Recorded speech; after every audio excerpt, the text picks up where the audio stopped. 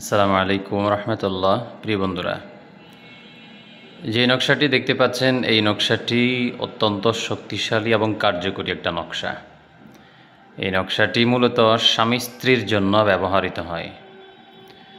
এই নকশাটি নকশে সুলাইমানির আজমিরি নকশা। এটি যে সমস্ত স্বামীদের স্ত্রী চলে গিয়েছে বাবার বাড়িতে, আসতে চায় না, বিভিন্ন বাহানা দিচ্ছে, আসে না, তাদের জন্য এই নকশাটি সিম্পলভাবে, কোথাও যাওয়ার দরকার নেই, নিজে নিজেই লিখবেন, নিজে নিজেই করবেন ইনশাআল্লাহ।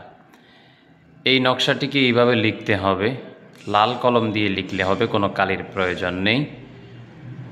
এই নকশাটিকে এইভাবে 7 খণ্ড লিখবেন।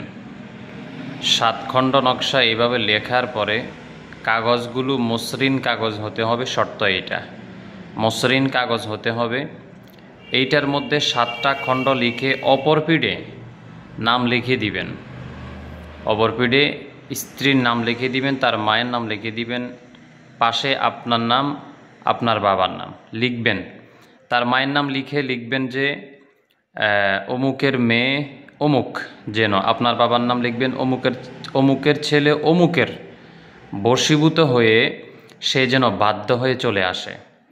এই তাবিজটা এইভাবে লেখার পরে 7টা, এবার এটাকে ছোট করে বড়ি বানাবেন। বড়ি ঔষধ, যেমন বড়ি ঔষধ বানাবেন। বড়ি ঔষধ বানিয়ে মাটির ভিতরে ঢুকাবেন, ছোট ছোট মাটির ভিতরে ঢুকাবেন।